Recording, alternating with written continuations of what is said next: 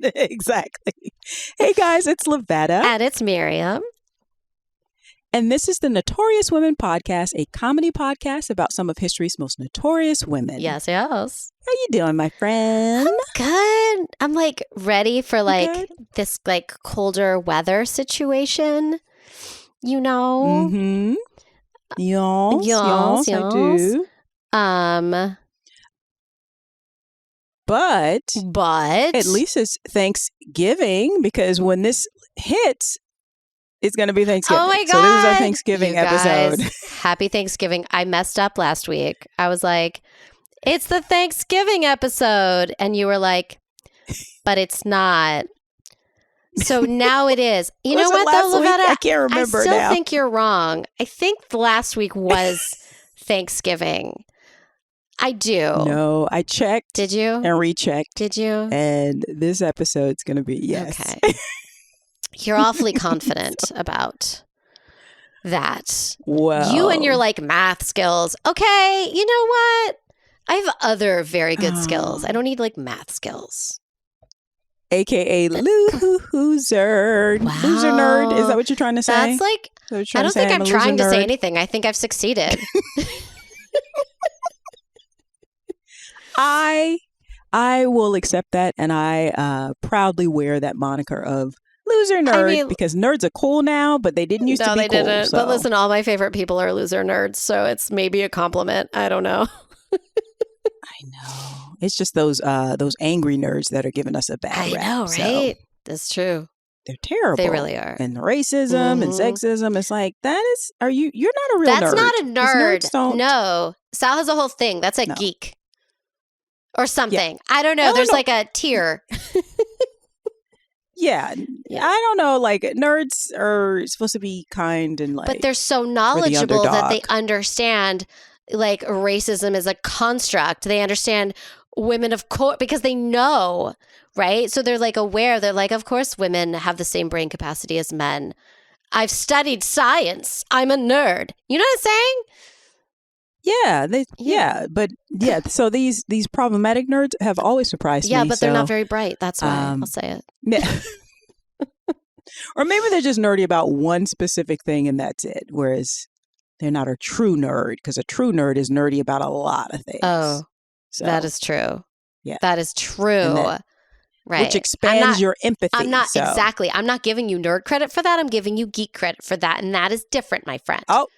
That is that is true. That's true. Right. My bad. That is very true. So, do I talk about this too much? Yes. Do you talk about this too much? Also, yes. Okay. Yeah. I know. But actually, happy Thanksgiving, everyone. Happy Thanksgiving. And unless it was last week. Anyways, go on. Unless it was, I know, right? No, it's this week. I'm pretty sure.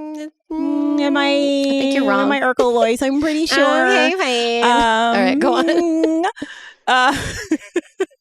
I also want to give a shout out to the Michaud Mission podcast, which I was a guest on last week. So hopefully you guys check that out. The Michaud Mission is a fantastic podcast with Len and Vince, and what do they say? They say, I think their tagline is 2 men, 1 podcast, and it's about every Black film made. It's so good. So they're working. Guys, watch her episode. Lavetta, she slayed. Okay? Slayed. It was amazing. So I was so proud. This is my girl. Okay.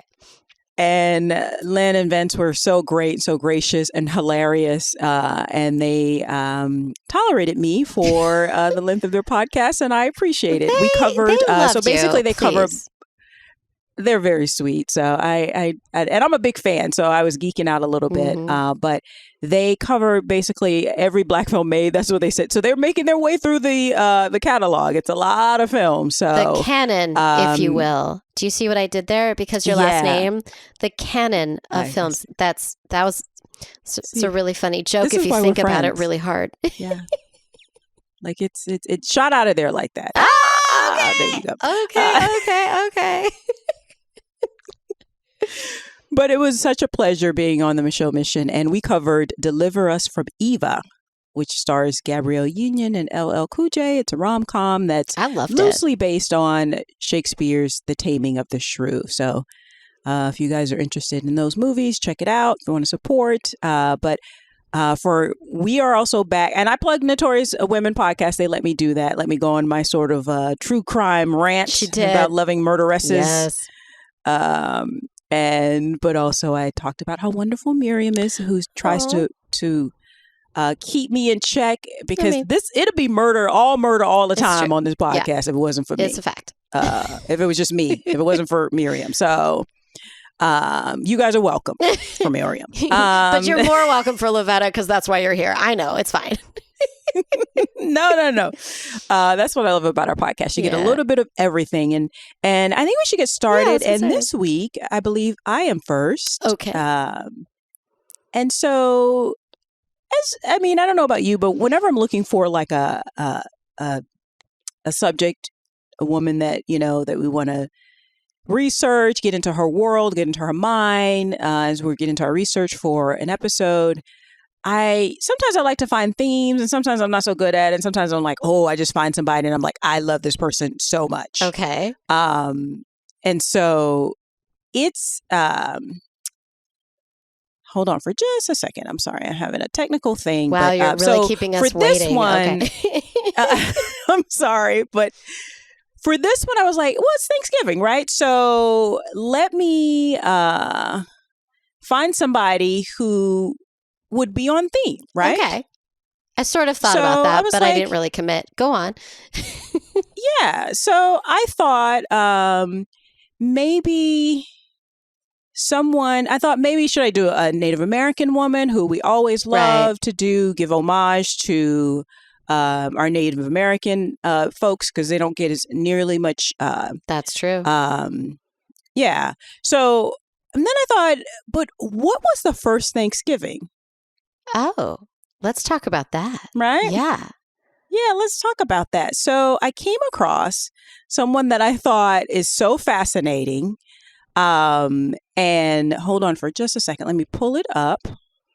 You guys, she lost her paperwork. I'm going to be honest with you. I don't know that as a fact, but like I can feel it in her voice.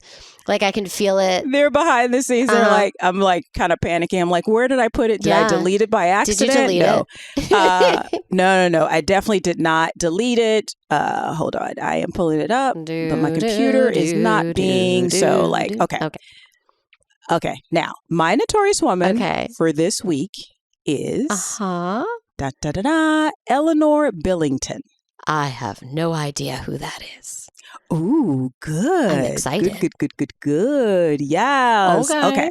So Elinor Billington is, well, first off, so my main sources for today's story on Elinor Billington is from Mayflowerhistory.com, AmericanAncestors.org, and the PilgrimHallMuseum.com website, amongst many others. Okay.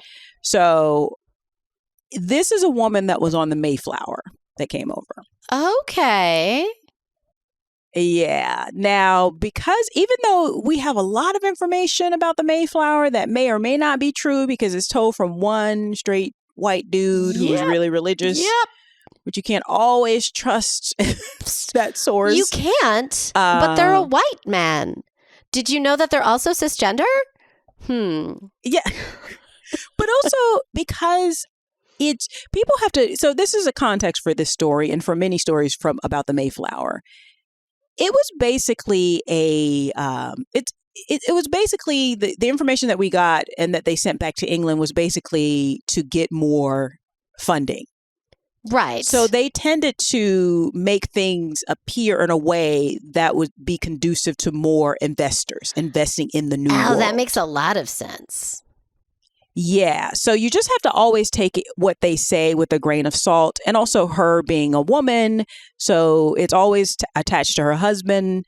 But a lot of the stuff is very murky, a lot of the facts, but then some of the stuff is very spelled out. But again, you don't really know how much of it is true. Yeah. So just keep that in mind. So some of the murky facts about her, it comes from her name. So it's either spelled Elinor, ELEA, or Elinor, ELI. Okay. And then in some records, she's also called Ellen, Elin or Ellen or Helen. Oh, wow. So like, who is she? Yeah, but we pretty much, we kind of know it's probably Elinor, Elinor, because of, you can usually find accurate information when it comes to finances. And later like deeds or like land deeds and that kind of stuff. Usually that's when they get everything right. But if you do a search for her, you might come up with those different variations on the spelling of her name. So some of the facts are a little bit murky, and they come from basically the Pilgrim leader and the second governor of Plymouth, William Bradford. So he was basically in charge, and things are kind of told from his pen. But I still think Elinor Billington is really, really hilarious. And her family are very, very interesting. So now her last name at birth and exact origins and parents are not quite proven in concrete, but there are strong clues to her origins and her possible parents. So they know that she almost certainly originated from the area of Calbit and Spalding in Lincolnshire, England. Wow, that's very English. That is the English-est English I've ever heard. English. So she may Calbit. So they suspect that she was born around or in 1582 as Elinor Armstrong. I really love that. Like, I want to talk about this woman. I don't know her name or where she's from. Cool. Yeah.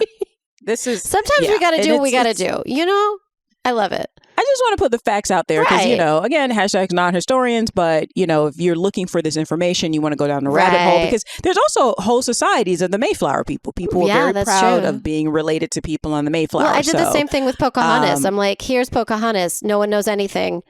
Exactly. You know what I mean? Like sometimes you got to do what you got to do.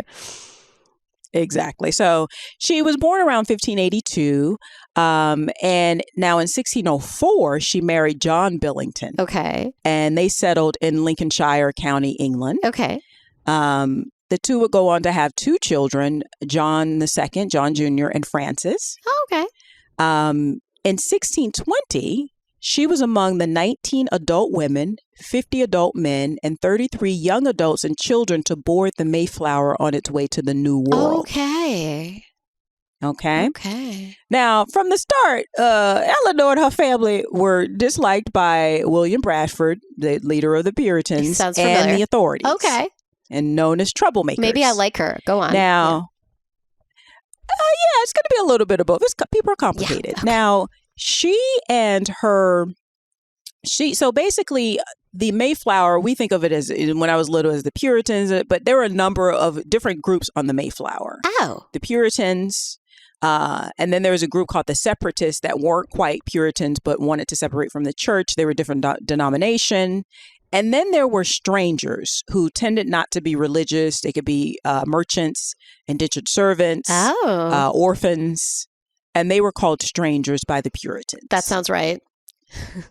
Weirdos. And the Billingtons were part of the strangers, but they were also what I would call maybe white trash. Maybe not in income, but definitely in I'm gonna get into it. So I'm excited. Yeah.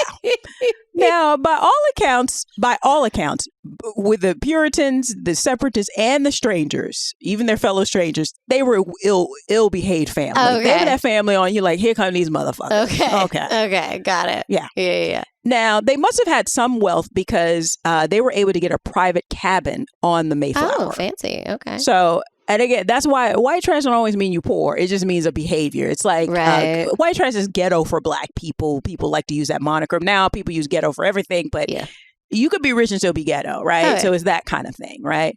I think white trash is more of a Southern thing, but people who know it know what it means. So, so they had a little means, but they were just trouble. They were just them motherfuckers. You're like, here they come, I think. Yeah.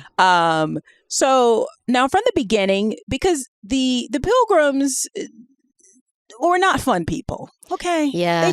They're not. I mean, they had sticks up their asses. Listen, it's in their doctrine to not be fun. They're like, what the number one thing is no fun.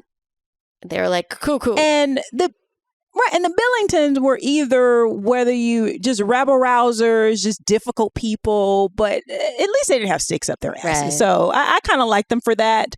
But from the start, there was tension between the Pilgrims and the Billington family, especially the father, John. Okay.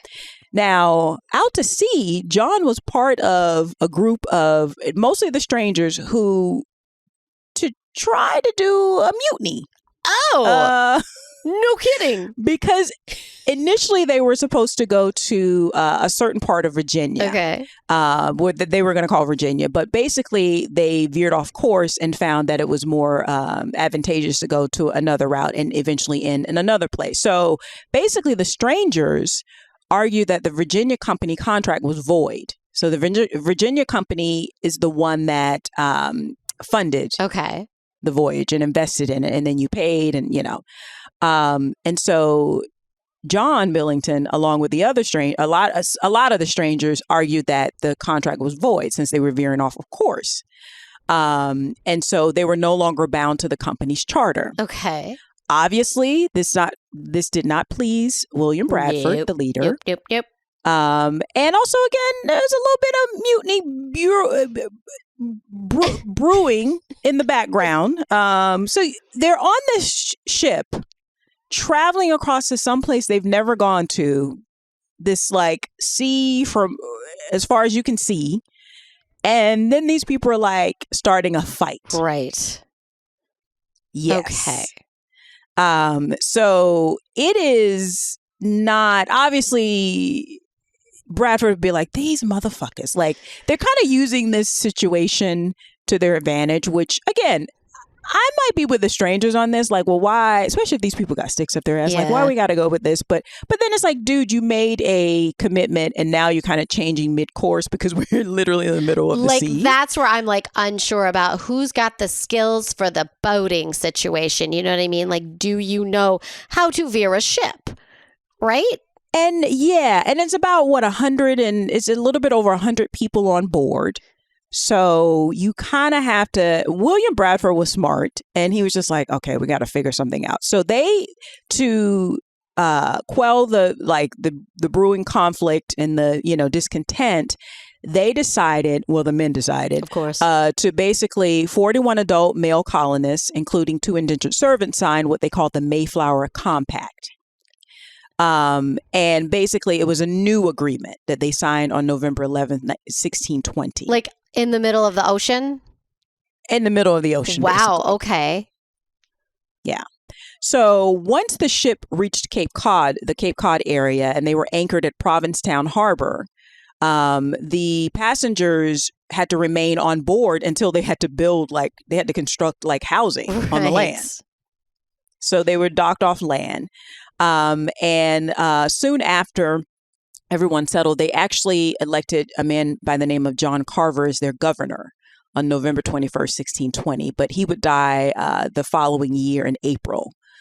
So then Bradford would eventually become the second governor. Okay. But before we get to that, so they dock, all of this is brewing, and then they finally dock on Cape Cod, and they're like, oh, we're finally here. But it never looks the way you think it's going to look because they didn't know what to expect. The Billingtons, so again, everyone's staying on board. The Billingtons being that pain in the ass family. So young Francis, and I bet you they're the kind of parents that don't look after their kids and let their kids run. I know exactly who these people are, and they drive me fucking insane because I end up having to discipline their children, and I'm mad. Okay, yes. I'm already mad. And then they're like, don't you talk to my kid like that. Yeah, exactly. They're like, how dare you? And I was like, I was stopping your child from taking the knife and plunging it into their foot. You're welcome. Yeah. Okay? Well, young Francis Billington did a little bit more than that. Lord. They're docked in Provincetown Harbor, right? Uh-huh. They're building. They're probably tired. They're hungry. Yeah. They're like, how long is this going to fucking take? So young Francis, I guess because he's bored. Yeah. He takes his father's musket and fires it inside the cabin near barrels of gunpowder. Why? Stupid. Watch your children. Jesus. Coming this close to killing a bunch of people. Yeah. On the Mayflower. Yeah. And things didn't get better because once they finally got some housing that they could all move into from the ship, young Francis climbed a tree and saw what he said to be a Great Lake. This is the most white privileged stuff I've ever heard of. Oh, this is young that got Francis everybody being a little shit. Okay. Yeah, a little shit. A great I'll say it. So everyone got excited. So they went to investigate, probably the men. Turned out to be a very shallow pond. This young white boy thinks it's Lake Erie. It's Lake Erie. No, dude. All right. To this day, they call it Billington Sea. Okay. God damn it.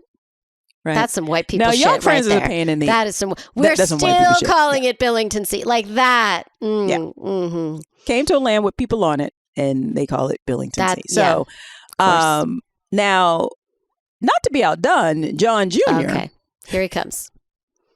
Wandered off into the woods one day and was taken by the Nauset Indians to Cape Cod. Oh. Where he lived for about a month. Again, they don't know if the native population is hostile, is friendly. They don't know. Because remember, Roanoke preceded all of this. Yeah. So, you don't know. So they're freaking out, and white people being white people are also definitely freaking out because they're like, oh, the natives are definitely hostile, even though they may not have any evidence of that. Or maybe the natives are like, why is this child all alone? How terrible. Let us help you. You know what I'm saying? Like, trash parents. We're going to fix this. But again, they're trying to build a new settlement, and this little shit. Yeah, you can kidnapped. Call it what it is. Did he get kidnapped, or are they like, oh my god, the fuck? But you know the Billingtons are the kind of people who be like, oh my god, you better go get my kid, and then and it's like, why did your fucking kid wander off? Yeah, do you need to tie him up somewhere? I don't know what to tell you. Raise your children. And they were already starving. Yeah. They had run out of supplies. So they were already starving. They're tired. And now they got to go and rescue, quote unquote, this little shit. So he was returned for after a month. And when they actually found him, basically it's like what you said. It seemed like the native group that had him, they were actually looking after him because he was a kid. He was probably fat and happy. And he was covered in beads. Yeah. And they were like, oh, no harm, no foul. They were probably but you don't know that. He's so skinny. We'll fix it. So these people are pain in the motherfucking ass. And then again, these people are starving. So now Elinor herself, I'm getting more into Elinor. She was one of only 5 adult women to survive that first winter. Wow. That's rough. Yeah. It was not going well. She was one of the few survivors to survive that first winter. So things are it's not Roanoke. People haven't disappeared back in 1585, but it's still pretty tough. And then to make matters worse, March of 1621, so the following year, after they made it through that first winter, John, Elinor's husband, was brought before the company for contempt of captains. So basically, he was talking disrespectful and out of the side of his mouth to authorities in the settlement. Okay, that sounds right. I'm telling you, it's like a captain by the name of Miles Standish. Okay, and so they actually threatened to hogtie him. But I thought hogtie was basically your hands and it would be around your neck. Oh, ow. So you basically had to be in that circular position unless you would strangle yourself. Oh my God. And so he begged for forgiveness. Yeah, hogtie. And when you realize what it is, you're like, oh my God, this is terrible. Like, I thought it was just like you're on your back and they tie, I thought it was how you tie up you're literally. I did not know that you do this to people. Oof. Yeah. So, but because it was his first offense, they let him off. And he also begged, because he knew basically you were killing yourself. Like, really? Yeah. And also I think a lot of this, the background is that they need every able-bodied person. They've lost a bunch of people to illness, starvation that previous winter. So they're like, okay, let it slide. But again, these are not people like, let's work together, kumbaya. Yeah. These are some pain in the ass people. Like, I can just feel that coming off the page. Now, by the time of the harvest celebration in the autumn of the following year in 1621, aka the first Thanksgiving, only 51 of the original 102 Mayflower passengers had survived. Wow. That's intense. Although in my head, because we care so much about the Mayflower in this country, in our primary education, it's only 100 people. Like, it's so small. It's so small. So they can't, and they've lost almost half of that. Yeah. It's like people have died. Like, people. So that's very small. So that's what I'm saying. The motherfuckers you need that are there, you need them to be cooperative. Mm-hmm. You do. In the Billingtons, you do. At least you want it. You know. You want them to be cooperative. It's good to want things. Okay. So, again, Elinor was one of 4 women to survive, along with Elizabeth Hopkins, Susanna White, and Mary Brewster. Okay. Now, with the assistance of a couple of older girls, it was basically Elinor, the 3 other women who were in charge of the food preparation for the 3-day harvest feast celebrated by the colonizers, basically in the fall of 1621. Added to the Thanksgiving feast was reportedly Chief Maciot and 90 Native American men, plus the newest child, Peregrine White, who was born at the end of November in 1620. I love that his last name is White. That just feels right. Yeah, I think Peregrine may be a girl, I think. Oh. It could be. Yeah, I think it may be a girl. But even after this reportedly happy Thanksgiving, and maybe not the most accurate account of the first Thanksgiving, the Billingtons didn't stop their foolishness. Nope. That'd be like right? Nope. They continued to be a nuisance to the uptight Pilgrims, but also to their neighbors. They were accused of being foul-mouthed, thieves, and all-around pains in the ass. Yeah, sounds right. And to top it off, 10 years into it, right? So they continued. And basically, if you survived, so 51 people survived, only part of those are adults. You were a part of the, basically you were given land. Oh. That probably belonged to Native American people, but you were given land. You were given stolen land. Right? Yes, I hear you. You were given stolen land, exactly. So you had a kind of, you were an elder. So you're given a high status in society because once they got established, more people started coming. More white people started invading native land, right? So they just became a pain in the ass, but also they were part of the elders. You had to give them that respect because they were on their original voyage. But in September of 1630, so 10 years in, Elinor's husband, John Billington, was found guilty by, quote, plain and notorious evidence of the willful murder of a man by the name of John Newcomen. Wow. Okay, a murderer. Okay. And it basically, John Billington has a distinguished of being the first one to be committed, and found guilty of a crime in the New World, and thereby introducing white-on-white crime in America. It is a problem. It is a problem, definitely. So white-on-white crime preceded black-on-black crime. Listen, I feel like that came first. Okay. Yeah. Listen, what an honor to be given. Whew. Yeah. Now, John Billington was much older, and he was an elder, and John Newcomen was only 17. Oh, he killed a child. Okay. Well, 17 in 1630 was not really. That was a grown-ass man. But much younger than him. Now, John Newcomen was not a saint, even though he was labeled saint by the Pilgrims because he was religious, actually. Yeah, this all tracks. Okay.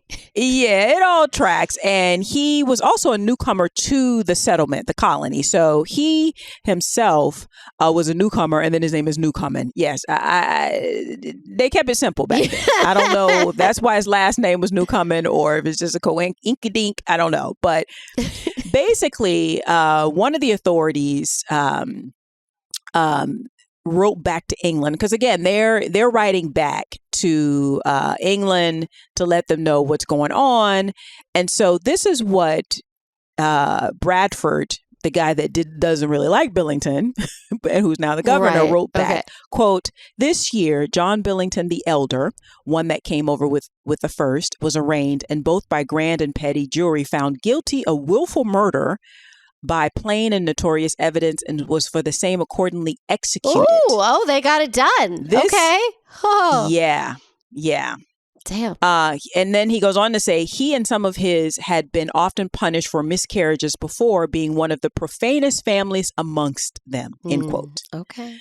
So now Bradford again had a bit of a stick up his ass, and he is the preeminent source for what happened at the colony. But again, it was all kind of colored by his opinions. Right. And it was also, again, because they're not going to write back like, we're starving, these people are terrible, it sucks here, there's mosquitoes. They're not going to write back to get more people to invest and more people to come. Right. They're going to write back, oh, this happened. But he did not like John Billington he didn't like the Billington family because they were not pilgrims and they were not religious. Right. They were strangers. But I have a feeling that John was a pain in the ass too. Yeah, and then two wrongs can exist side by side. Exactly. Yes. And John, given he was an elder, so he had a little status, and then someone like that, you're just like, oh my God. Yeah. So, but you have to take what Bradford said with a grain of salt, is my point. Right. Now you might want to ask about Elinor herself, right? Because this is Notorious Women. Mm-hmm. So, the apple doesn't fall far from the tree, because after John was executed. Right. She, a couple years later in 1636, so 6 years after that, she was convicted of slandering her neighbor and fellow colonizer, a man by the name of John Doane, in 1636. Was there anyone back then that was not named John? I'm just curious. I know, right? But she basically was slandering him. Okay. And who knows why, but she was fined £5 at the time, and she was put in the stockades for that. Oh, well, that makes sense. I mean... And whipped. Oh, Jesus. So, well, she was a woman, so, Yeah. Whew. Slander, and huh? Now, another thing that happened now her granddaughter, Dorcas, I believe Dorcas was Francis's child. I could be wrong, but it was Elinor's granddaughter, Dorcas, who at age 22 was sentenced to whipping for having sexual intercourse with a man. What? Which... That is why I'm like, Bradford was on some bullshit. Like, the Billingtons were not like saints, and but maybe they were foul mouthed, but whipping. So she was a young woman for being a woman, existing as a woman, essentially. Okay. So who was she having sex with? Was he whipped? No, obviously not. He was high-fived. Probably not. Yeah. Okay. You don't have much of that. But also, when I read that, I was like, what the fuck is this? So to be fair, the Billingtons were probably not the only pains in the asses, but the other colonizers were also doing some shit. That's why that whole Dorcas thing doesn't sit right with me, because by 1690, so you're 70 years in, there were about 770 colonizers in the New World by this time. Okay. And they were engaged in a whole bunch of stuff, fighting, rape. Yeah. Yep. And a lot of what they called buggery back then. You want to know what buggery is? I do. Having sexual relations with livestock. Oh my God! Why? A lot of that was going on. I can't. Lot. I don't understand. Use a pillow. A lot of that was going on. One man was even engaged in buggery with other people's livestock. Okay, so, you know what? Stick to your own livestock. What is happening? Yeah. Jesus. Oh, and I forgot to say with John and Newcomen, basically Newcomen was pilfering, stealing from his land, from John's land. That was John's. That's why he murdered him? Well, so basically Newcomen was a kid. He's just a snot-nosed kid who was just like stealing chickens, all kinds of stuff. But that was live or die back then. Like and apparently John Billington had warned him, but John Newcomen was just like, I don't know, he was baiting him or whatever. So one day he caught him on his land and he shot at him, and he actually shot him in the shoulder. And he didn't die from that. He died from the infection. Okay. But because, again, Bradford didn't really like John, and I can imagine John just being an asshole. I feel like John Billington made it hard to like him. Yes. But he knew Cummins shouldn't have been on his land. So okay. It's two things can be true at the same time. I think this family started off on the wrong foot and they just never got back on the foot. But I also think they were pains in the motherfucking ass. Okay. Yeah. I think they were annoying as hell. Again, Elinor was whipped in 1636, and then in 1638, she actually remarried a man by the name of Gregory. Okay. So not a John, Gregory Armstrong. And so, again, that may be where that Armstrong came from. So there's a lot of murkiness about the name. Yeah. But these are the facts that we do know, that she was remarried. Okay. And they had no additional children. But land records show that basically, when it comes to Elinor Billington, she survived more than 20 years in the New World. And she died in Plymouth in March of either 1642 or 1643 at the age of around 60 or 61. Okay. And the reason why we think is around that time, because later on in, like I said, land documents, they had given her some land after John Sr. had died, because, again, they were landowners. They were the original, they were elders. So they were given that distinction. Now, John Jr. died before Elinor, or between 1627 and 1630.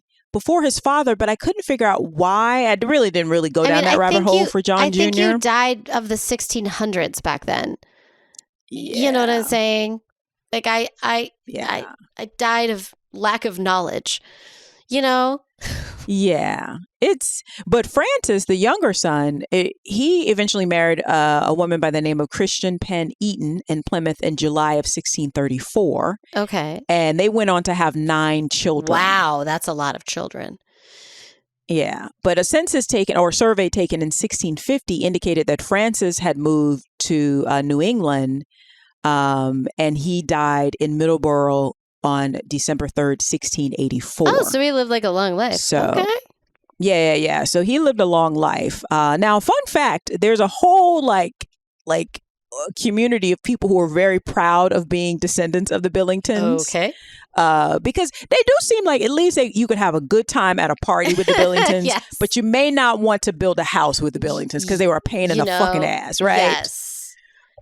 And they kind of remind me of like the Hatfields and McCoys, just like, and that's what totally. I mean. Like, even though the Hatfields and McCoys, like, we consider that kind of ilk, kind of white trash, but they still had money. But it's not about the money; it's about like the attitude, right? Like, it's about, they kind of remind me of that. Like, they're just going to be up to like fighting. Like, if I were on the Mayflower, I would just, even though the Puritans are a pain in the fucking ass, I'd be like, let's just bide our time.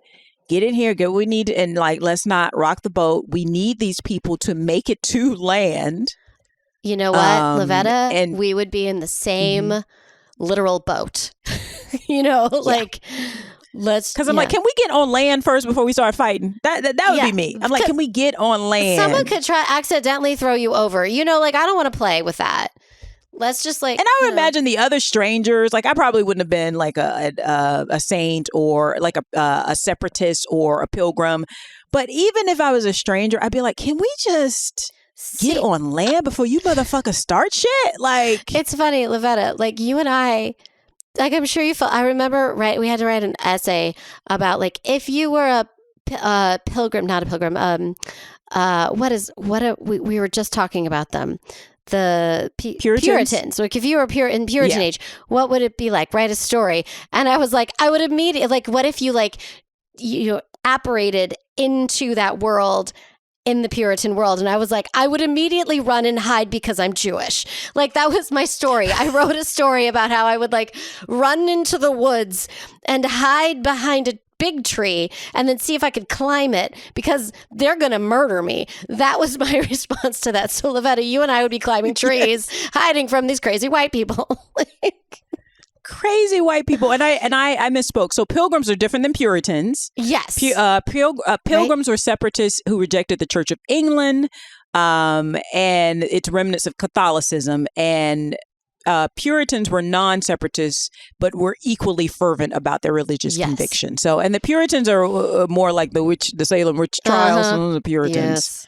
And so I misspoke there, but these were pilgrims, but on the ship were pilgrims and then separatists, which would be separatists, but not necessarily pilgrims, and then strangers, which could have been Catholic, but they just were not of that. So I feel like Bradford probably looked down, especially on the strangers. But again, I probably have been among the strangers, but it's like, let's just, can you motherfuckers not start a fight with these fucking pilgrims until we get to land? And I would be like, I love Jesus and she's just very tan. It's fine. We're fine.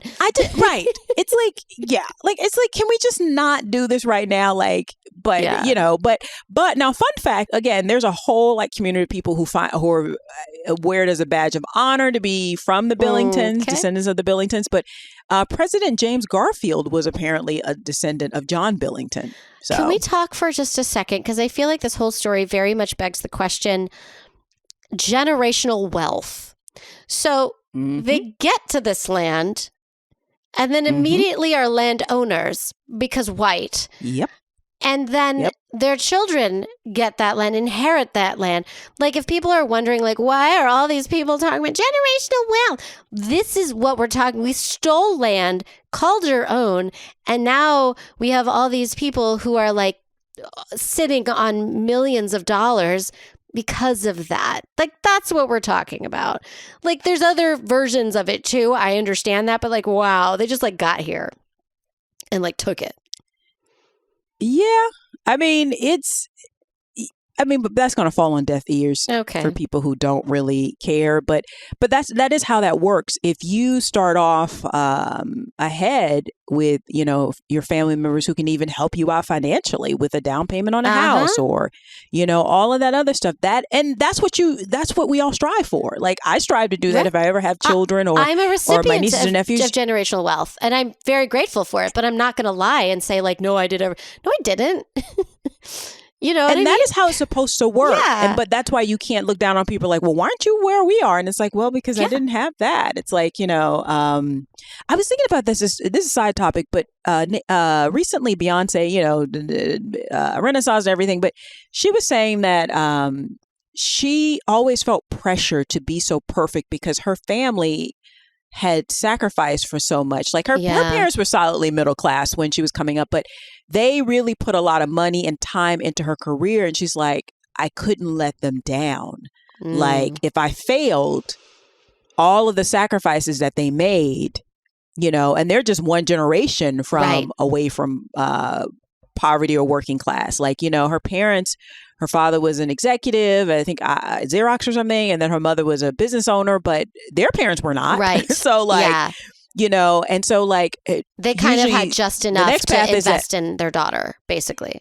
Yeah, but she should have gone to college, right? Like that route and then become a doctor or whatever. But she's like, no, I want to get in entertainment, which is very tricky. It's not. There's no guarantee it's going to pay off. But she said that's why she's so ambitious. She's just ambitious, but she's like, I had to make it worth my parents' sacrifice. That kind of pressure. Because hopefully, like you said, they came here and land is huge because that's all you had back then. Right. So land was huge. That was wealth. And also being able to be on boards as an elder, being able to have a say-so in the traditional government and of white people. And like, but I just thought it was interesting. That's Elinor Billington, by the way. And I thought it was interesting that she may be the mother of white trash in America, or AKA the American rabble-rouseness. You want those people you kind of want those people around, but you also want those people tempered because they can just start smelling their own fart and get out of hand. But again, I'm the other person. I'm part of the strangers. I'm like, can you motherfuckers stop trying to fight until we get on land? Listen, can we say, and keep your kid away from the gunpowder? You know what? Watch your children. Watch your children. Oh, don't get mad at me when I watch your children so I don't die. Okay? You know what? Like, I'm really mad. Like, I feel like I need to go to the school board and complain. Okay. I probably would have put him in a headlock. You would have 100%. they want to put that little boy in a head. I mean, he wasn't that young. I think he's 15 or 16. Yeah. Watch your kid. And it's like, motherfucker, you bored. Why don't you go out and help build what we building on land? Mm-hmm. Okay. Why don't you do that? I have something to entertain you. It's help everyone else. Asshole. All right. So that is Elinor Billington. Wow. All right. I'm going to go on a very different route, but I don't know. Okay. Still a white lady, so is not that different. Okay. And like from about 100 years ago-ish, a little more than that. But happy Thanksgiving. We're going to Canada. All right. All right. You know what? Canadians have Thanksgiving too. I just don't know why. Like, I don't know the story. I did not know that, actually. They do. It's in October. But I think because it gets colder sooner. So it's like the harvest is already here where we're like, we need like a minute. Gotcha. You know? Okay. Did you ever read or watch the movies Anne of Green Gables? Yeah. Okay. We're going to talk. I love me some redheads. Come on. You do. We are going to talk about Lucy Maud Montgomery, who wrote all of the Anne books and other things. I love her very much. So much. It's going to be good. You guys, I'm a little bit of a nerd. I'm going to try to keep it in a reasonable length, but I love her so much. Okay. I mean, I grew up those Anne, like the movies and all of the books, mm-hmm. like I memorized. I have a problem and I admit it. Okay, let's get started. So Lucy Maud Montgomery, she was born in New London on Prince Edward Island in Canada on November 30th, 1874. So her mom's name was Clara and she died of tuberculosis when Lucy was like 21 months old. Her father, very, very sad about this, gave Lucy to her maternal grandparents. So he remained nearby, but he was not raising her. And she was basically raised by her grandparents. And then when she was 7, he actually left and went farther away in Canada. At one point, a little bit later, she did spend a year with her father, and he had remarried, but she didn't like him. She definitely didn't like her stepmom and came back. So she was an only child living with an older couple. And so there was a level of like boredom and aloneness, which she talks about how that inspired her imagination, her love of nature and books and writing. She started to keep a journal when she was 9, but she also had time with her cousins because they lived nearby, and she'd visit her grandfather, her paternal grandfather, and she loved the town she was living in Cavendish, and she loved Prince Edward Island. If you watch the movies, if you read the books, you'll know. In 1887, when she was 13, she wrote in her diary that she had, quote, early dreams of future fame, which is so cute. And she was right. She submitted a poem for publication and she wrote, quote, I saw myself the wonder of my schoolmates, a little local celebrity, end quote. But then she was rejected as she wrote, I love her so much. She wrote, quote, tears of disappointment would come in spite of myself as I crept away to hide the poor crumpled manuscript in the depths of my trunk. I love an earnest little girl. Yes, me too. Get it, girl. So in 1893, she went to the Prince of Wales College in Charlottetown to get her teacher's license. And she managed to do a 2-year program in just 1 year. She would spend time wandering. And there's something that she talks about that happened as she wandered like the countryside in Prince Edward Island called the flash, which was a moment of tranquility and clarity when she felt emotional ecstasy and was inspired by the awareness of a higher spiritual power running through nature. So this is like her whole life. She was very, very religious, very spiritual, and also very, very into nature, which you see in her writings a lot. In 1895 and 1896, she studied literature at Dalhousie University in Halifax, Nova Scotia. And then after university, she became a teacher and she worked in various Prince Edward Island schools. Now, she didn't like teaching. This was her day job. Like, this is very relatable. She was a writer, but she needed to make ends meet. And as a woman, you had literally one job you could do to make the money. And so she did that. But she was very bright. And so she managed to get her education quickly and get it done. Also, girl was good looking. Girl was like, people were like, yes, yes. So she had a lot of proposals, a lot of marriage proposals. Did she have red hair? She didn't. No, brown hair. Oh, I know. Okay. I know. But she had a journal since she was a kid, and she talks about how these men, one was like just a friend, the other was like boring and insufferable, but they didn't notice. They just wanted to marry her. She finally did say yes to a proposal from an Edwin Simpson in 1897. He was still a student, so they were engaged. And she basically said yes because she felt like he was the best of all possibilities, but then immediately saw that he was pretty awful, self-centered, douchey. Girl, been there. Been there. Because they would take a walk and then he'd propose. They didn't do. There was not a lot of no one moved in with anyone. Quality time. Right. Yeah, exactly.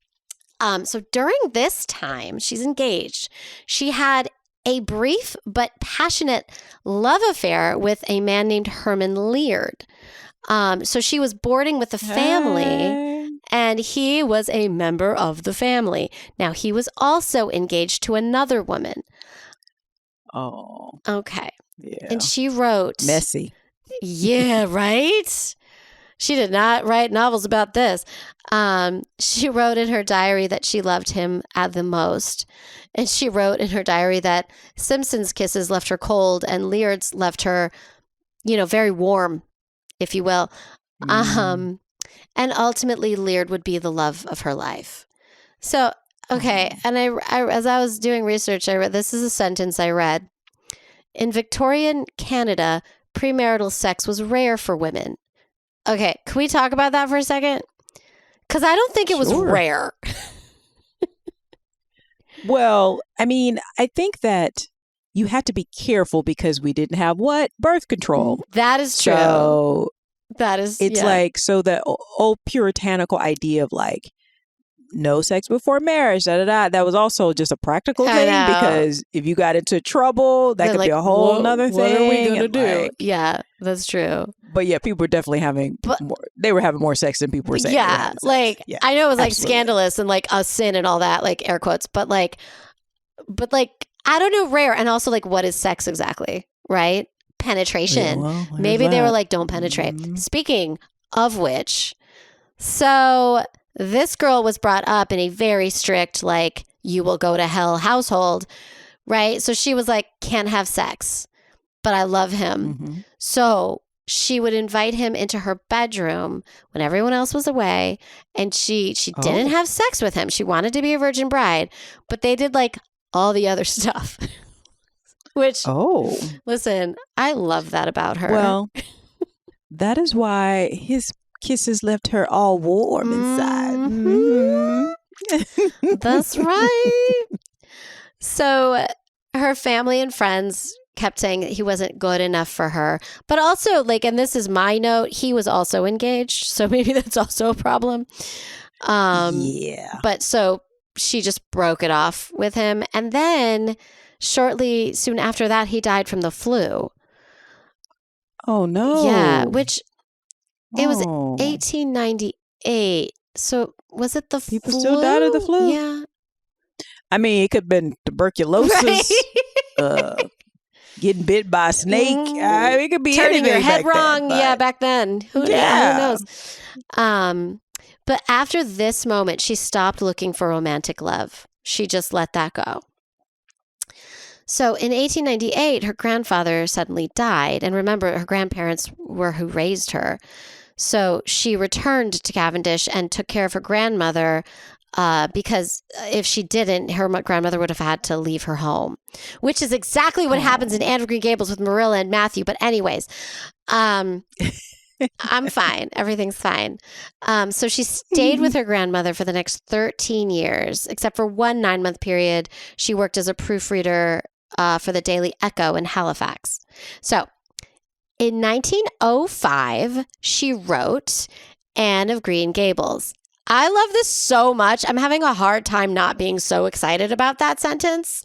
And I think I'm not succeeding. I am so excited about that sentence. Okay. So she sent the manuscript to several publishers, but after receiving rejections from all of them, so let's be inspired, okay, she put it away in a hat box. In 1907, she found the manuscript, reread it, and she tried again. In 1908, it was published, and it was an immediate success. By November 1909, it had gone through 6 printings. Wow. I know, right? Okay, so let's talk about how it was received, because this is fun.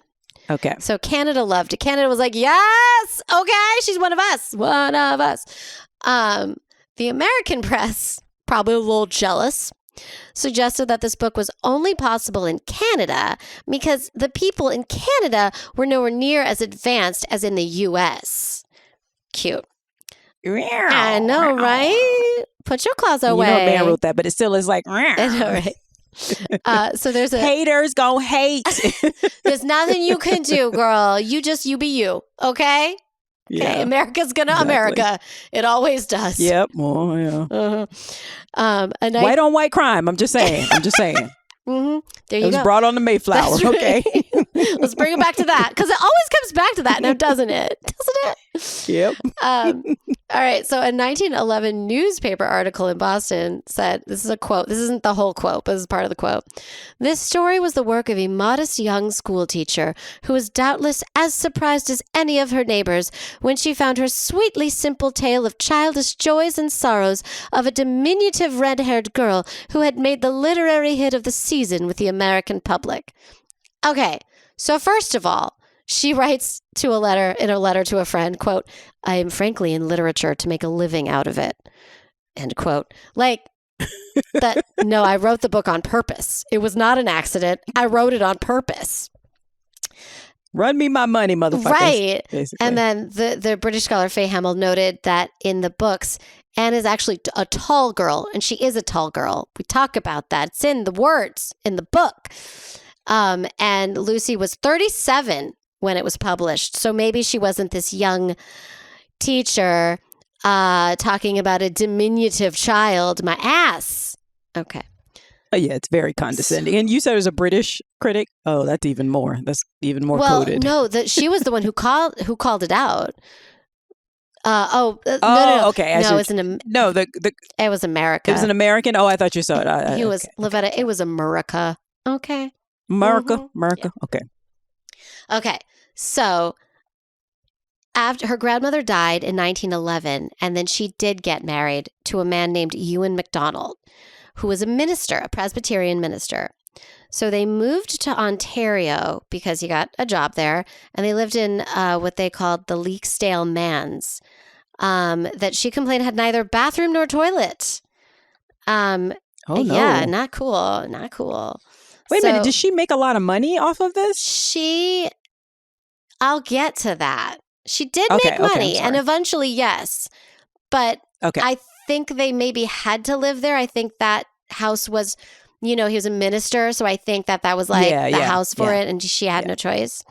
Gotcha. So the thing is, her husband was not he wasn't the most intelligent person, and he was not interested in literature to the degree where she had to explain literature to him.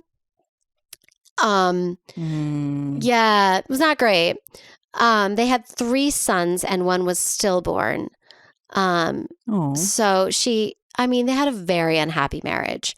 And her next 11 books, to some degree, was the result of her need to escape her hardships of reality. And writing was always a very solid solace to her. She waited to marry so late, and then it was unhappy. I know. You're gonna wait. She kind of tried. She kind of tried to. Oh yeah, to find the right. But World War I affected her pretty deeply, and she wrote an essay in 1915, appealing for volunteers.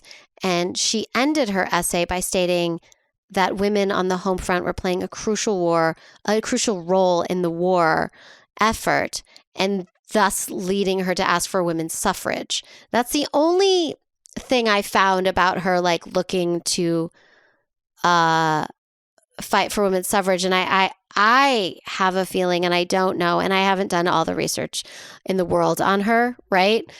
I'm sure there's more, but I feel like she was caught between her brilliance and her abilities and her talents at being put down upon, like, despite her success continuing to be put down, and her very strong religious beliefs.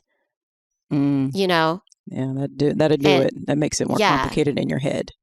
Now, in October 7th, 1915, she gave birth to her third child and was thrown into a depression when she realized she couldn't nurse her baby, because in those days you'd use milk and it wasn't pasteurized. So it really was. That's why formula is so important. Yep. What did they do beforehand? Right. You know what? They risked the baby. That's the answer to your question. Yep. Fed is best. I don't know why I'm going off on that tangent right now, but here we are. So she actually dealt with pretty severe depression for most of her life, and it was exacerbated by her husband's pretty solid issues with depression and mood swings. They gave her meds to help her, but as you can imagine, those meds were not great, and she became addicted to them throughout her life. In 1918, she was stricken with the flu, the Spanish. This is the flu we all know, Spanish flu, and she almost died. And then her best friend actually did die of it a year later. Now, apparently, her husband. This is a rabbit hole you can go down. He was a little. There's diagnoses for her husband now, but at the time, it was just like bizarre and manic and problematic. So he was no help to her at all. He was indifferent to her suffering while she was sick. She considered divorce, but it was really hard to do in those days. Like, basically, like 4 people out of 5 billion got divorced. Yeah. And she decided it was her Christian duty to make her marriage work. So in 1917, she was engaged in some bitter, costly, and burdensome lawsuits with Louis, I cannot pronounce this middle name, Coues, Coues, Page, Mr. Page. He was the owner of the publishing house Elsie Page and Company, and he was a known douche bucket as a tyrant and a cheat. So she received 7 cents on the dollar of every one of her brilliant genius and books, instead of 19 cents on the dollar that she was entitled to. Yes. So 7 instead of 19? So he's ripping her off. He's taking more than half of what he was supposed to be giving her. He's just a fucktard. She's getting 30% basically. Yeah, which is insane. Of what she should be getting. That's insane. So she switched publishers in 1917 when she discovered this. But then when she left, he demanded that she sign over the American rights to Anne's House of Dreams, which is, there's argument as to what the order of the books are. It don't matter, motherfucker. No, you've been cheating me, and now you want me to sign over valuable sources of income? Fuck you. Over stuff that I created? You can suck it. You can suck it. Okay? You can suck it. Sing it. Sing it, Lavetta. Sing it. He a dick. Suck it. Suck it. Suck it. Suck it. Your voice douche is bucket. So beautiful. Suck it, douche bucket. Okay. That's something, right? I'm going to publish that. All right. I'm not, though. I'm just kidding. Don't everyone calm down. Because I'm sorry. Yeah, no. So she was supposed to get what, 19 or 18? 19, and she got 7. So he was already getting 81%. Yeah. And he still was like, "What? You need to sign over American." You can, yeah. All I gotta say is that you're showing this up. Makes people want to disappear. This makes you want to disappear people. I'm just saying. No, I hear you. Also, I heard that math. That was good. Okay. Proud of you. So he demands that she signs over one of her books, Anne's House of Dreams, one of my favorites. When she refused, he cut off the royalties sold for, what? No. So he cut off the royalties she was getting from her earlier Anne books. And without actually owning the U.S. rights to Anne's House of Dreams, he still sold those rights to the disreputable publishing house of Grosset and Dunlap. Just to pressure her. Allegedly disreputable. Oh, wow. They're still around. It's alleged. It's super alleged. And it's probably owned by like other people now. So buy their books. It's fine. It's alleged. I'm not even mad at them. I'm mad at Paige. They were just what? Okay. And I'm just reading here. Maybe they are super reputable. My bad. Don't sue me. Okay, so she sued. This is just pimping. It's just pimping. Is what it is. It's literary pimping. Yeah, exactly. And Paige was such a dick. He was probably like, no, I really do have the rights. Trust me. And they were like, oh, okay. So exactly. Yeah. So instead of her agreeing, she sued Grosset and Dunlap. I can't even say them. And he thought that since he was a millionaire and she was definitely not, that she would give in. But no, she hired a lawyer in Boston and sued him. And it was back and forth for years. But in 1925, the courts ruled in her favor. Then he tried to publicly humiliate her and harass her in order to avoid paying her. So not only did this not work, he damaged his reputation so badly that no author would work with him again. So he only was able to make his money by reprinting old things. Yes, girl. Good. I love it when something backfires on an asshole. Right? I love it. It's so satisfying. And then and you know what's so sad about it is that he could have easily just paid her. All he had to do was pay, like honestly, and he had to pay. Yeah. He had to pay her less. She ended up receiving a check for $15,000 US. $15,000 US. Which is how much did you do that? Like a lot. No, I never do the math. I just assume it's $5 billion. You know why? Because inflation. Now it's $5 billion. I know, she got $5 billion in back pay. Okay, so there's 2 movies made in those days. The 1919 movie of Anne of Green Gables and the 1934 version of Anne of Green Gables. I have seen the 1934 version of Anne of Green Gables. And it's stupid. I'll say it. It's allegedly stupid. You know what? Come at me. The ending is wrong. It's all wrong. It's all wrong. But the 1919 version has an American flag on a building as she graduates. What? This is a Canadian movie. It's a Canadian story written by a woman who's Canadian. What are they doing? Okay. America. Seriously. And trash to trash. She did not get 1 penny. Why? Because her publisher, Mr. Page, signed some bullshit that said that he owned the rights and he got royalties from the movies. Oof. And that that's another rabbit hole you could go down. It's very fascinating. You actually can't find a copy of the 1919 version of it anymore because of drama that had nothing to do with this. On June 3rd, 1935, King George V named her to the Order of the British Empire. Oh, she became a dame. And she loved it. And I don't blame her. Mm-hmm. Mm-hmm. And despite her efforts to raise the profile of Canadian literature through the Canadian Authors Association, the male avant-garde of Canadian literature complained about the mostly female membership of the CAA, who they felt glorified someone like Lucy Maud Montgomery, who wasn't, quote, a serious writer. Listen, because she was a woman writing about girls and women. Yeah, they can suck my dick. How do I feel? Tell me how you really feel. I will tell you how I really feel. So here is the sad news. And this is a little bit controversial. So on April 24th, 1942, she was found dead in her bed in her Toronto home. Now, the cause of death was recorded on her death certificate as coronary thrombosis. Now, in September 2008, her granddaughter, Kate McDonald Butler, revealed about her suffering from depression that I already talked about. And she may have ended her life through a drug overdose.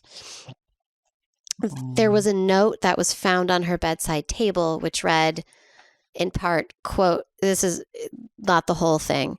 She says, "I have lost my mind by spells, and I do not dare think what I may do in those spells. May God forgive me, and I hope everyone else will forgive me, even if they cannot understand. My position is too awful to endure, and nobody realizes it.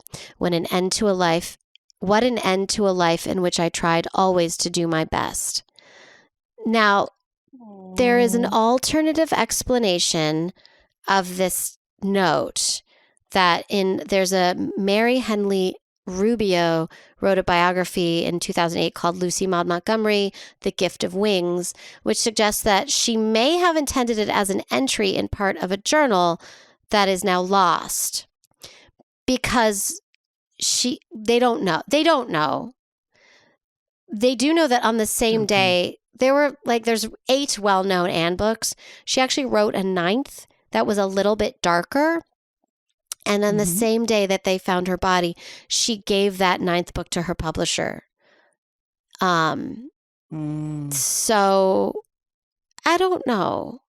I mean, it's whatever happened. It's infuriating and very sad that she created such a beautiful piece of literature that inspired so many and brought comfort to so many millions of people, and then was, struggling personally, mostly due to other people's thing. Because it sounds like she was also, it sounds like maybe just a little, what is it, Xanax, like a little medication, modern medication would have had just her kept her, and a psychiatrist seeing her every so often. Yeah, some therapy, and but that extraordinary amount of pressure from this asshole who's hounding you, harassing you, and she's fighting and then the unhappy marriage, and she's doing this massively brave thing, protecting all these other people, and she doesn't have that support on her own.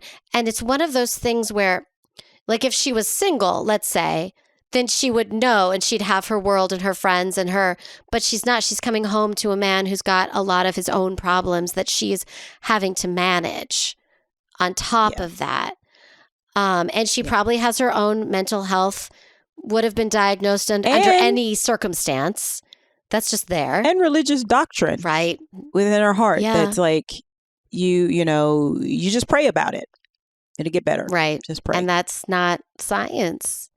I want to point out, and I love the Anne book so much, but she also wrote the Emily of New Moon series. There's 3 books. Beautiful. I love it. And in that book, she makes Emily want to be a writer. So that was another one of my favorite books because I wanted to be a writer when I was a child too. I know it's surprising. And never too late. And she talks about how Anne was her imagination and Emily was her love of writing. She did put part of herself in the characters, but she was her own person. She also wrote a series, Pat of Silverbush, which people were, this was a grown-up. Pat was a grown-up with her ups and her downs, and that, it's still brilliant books, but people wanted what they wanted from her. And so they just didn't do as well. She ultimately published, there's also, I'm going to throw this out there because you guys, I'm a nerd, The Blue Castle, if you haven't read it. It's one of the most beautiful books. I love it so, so much. She published over 20 novels. She published 20 novels, over 500 short stories, an autobiography, and a book of poetry. So... Wow, 500 short stories. Yes, wow. Prolific. She's very prolific. Yes. Yeah, I didn't know that. There is more, but I could have a whole podcast. 10 episodes. I won't do it. But I just thought I'd bring her beautiful light to light on this Thanksgiving Day or week after Thanksgiving Day. I don't know. I still don't know. I'm probably wrong. I'm generally wrong, honestly.